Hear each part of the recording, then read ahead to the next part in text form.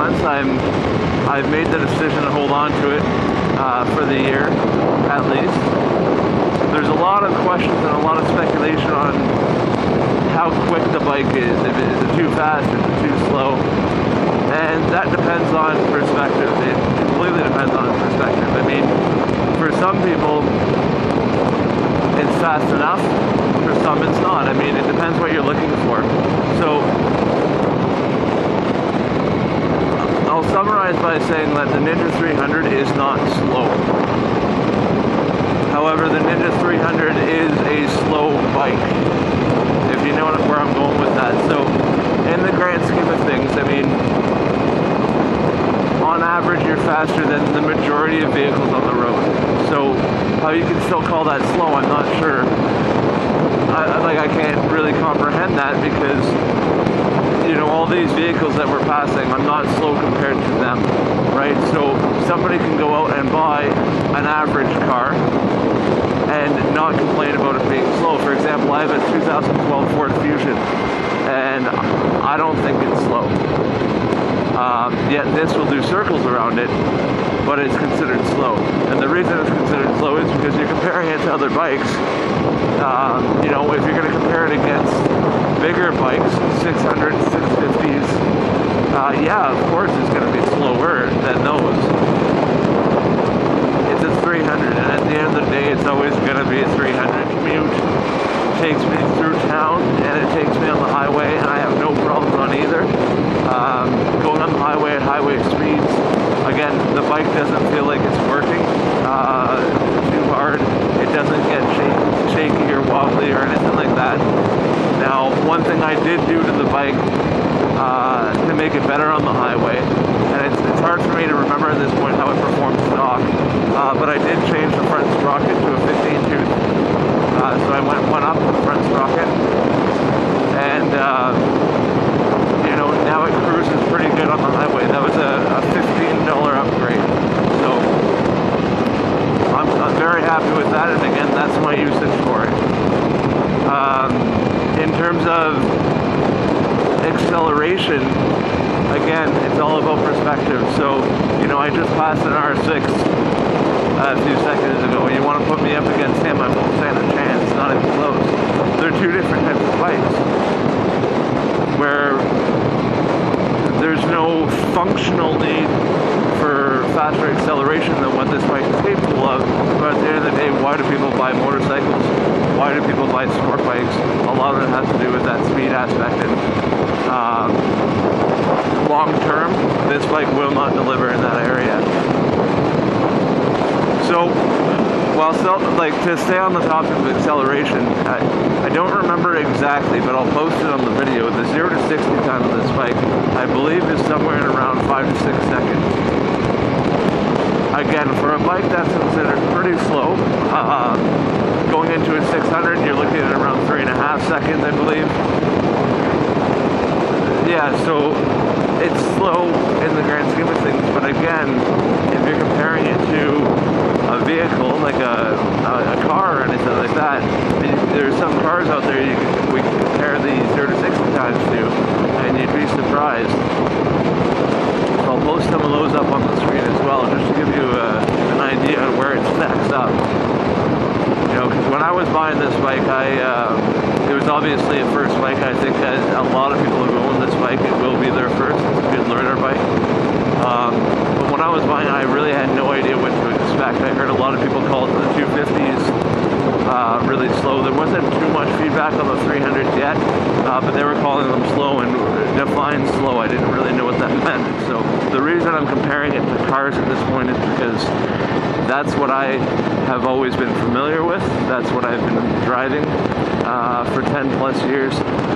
So if it had been compared to cars for me, I would have had a little bit better of an understanding. When I got the bike initially, the speed was actually more than I expected. I expected it to be slower than it actually is. So I was happy with it. Now that I'm 6 months into it,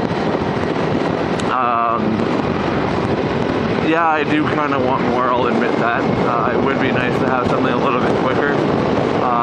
But I'm at the stage where I'm saying it would be nice. So it's not necessarily a need. The 650 would also be a great choice to start on if you're, if you're looking to ride for a little bit. You don't necessarily want to switch bikes. I think the 650 you are capable of starting on as long as you do it carefully, and that one might last you a little bit. And again, this bike can do that as well. So yeah, it's a little bit slower than most bikes out there. I mean, if you're going to put it against some cruisers, I test rode a Honda Shadow, which was an 1100, and this 300 feels a lot quicker than that was. And again, it's all about what you're looking for. Cruiser riders aren't looking for speed. Sport bike riders typically are. For dependability, there have been 2 safety recalls that I've received. I have an ABS model.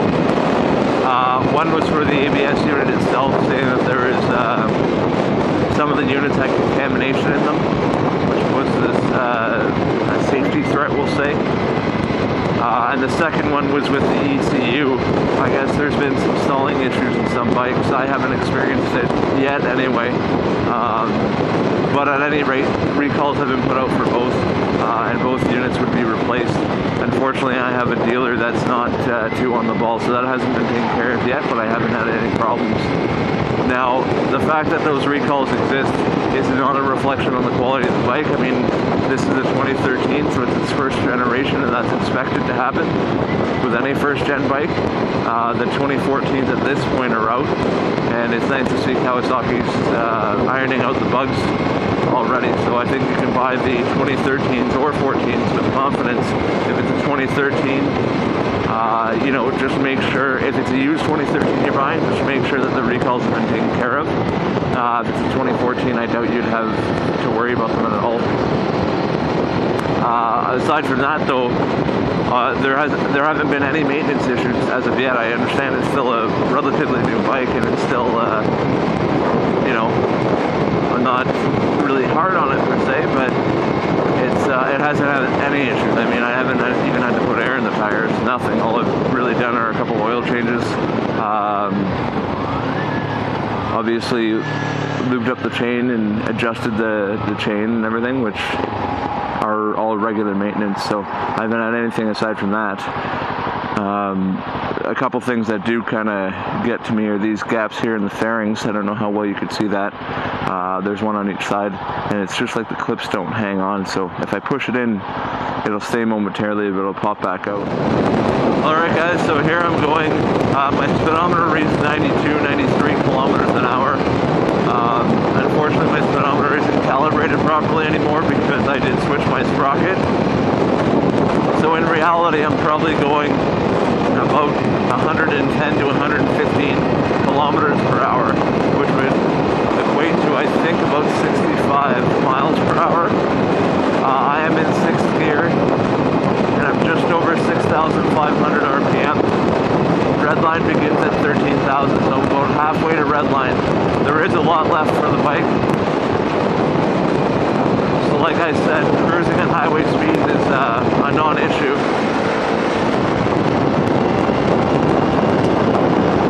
Speed up a little bit here. And now I'm going indicated 115, which likely puts us to about 130 kilometers an hour. And I'm just under 8,000, so about 7,700 RPM. The max speed on these bikes is set to be about 185 to 190 kilometers an hour. So again, some people might consider that fast, some people would consider it slow. So I'll leave that up to you, because there's nothing I can say that will alter your perception on that. Again, it's all about perspectives. I find that I can have whatever seating position I want. So right now I'm sitting a little bit closer to the tank.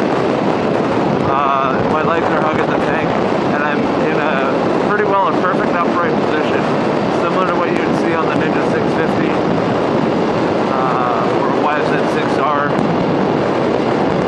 Right, so I'm very upright right now. Where if I slide further back to the seat, kind of the back point of the seat, I can now lean forward and ride, which is a little bit better on the highway.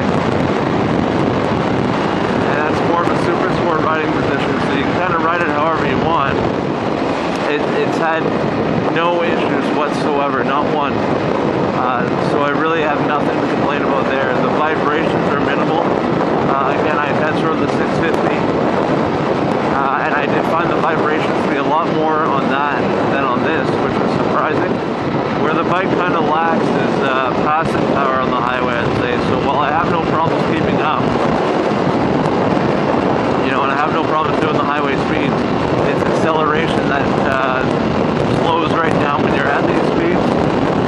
Obviously, gearing down is a must to get the RPMs to jump up. I find the power band in this is going to be between 9 and 12,000 RPM. That's when it starts to push you back.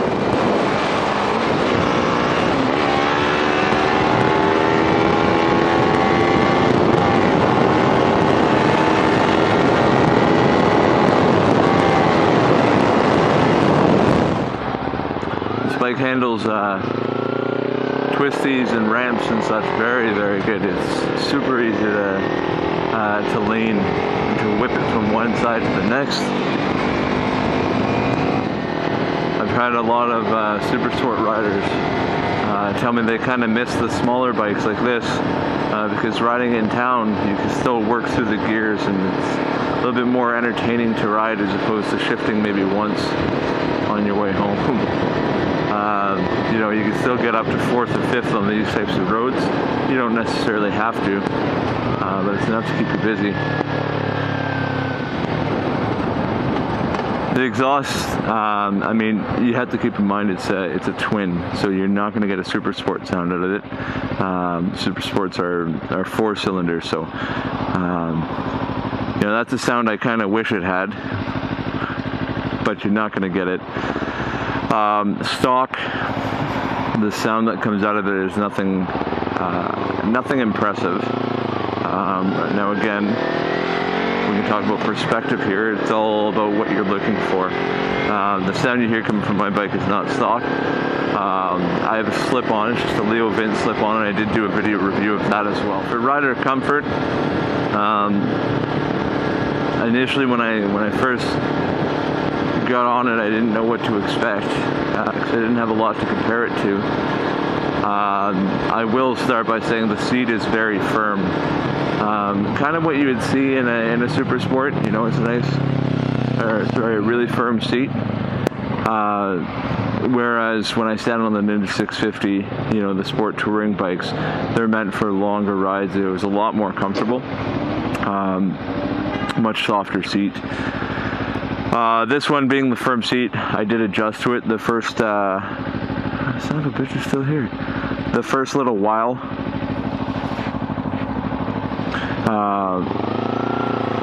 It was making me pretty sore.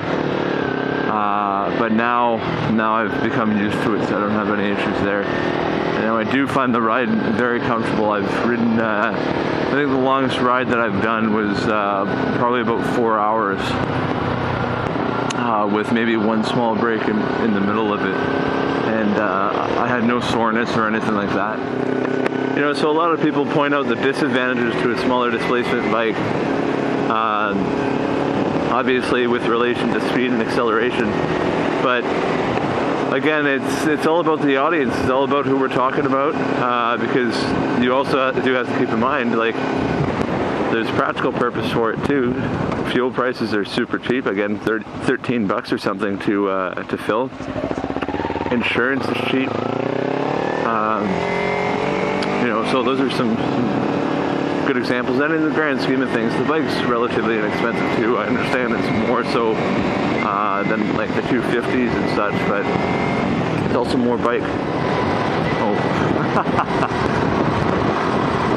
I just did a biker wave. I didn't realize there was a cop. It said police on his bike as I got closer.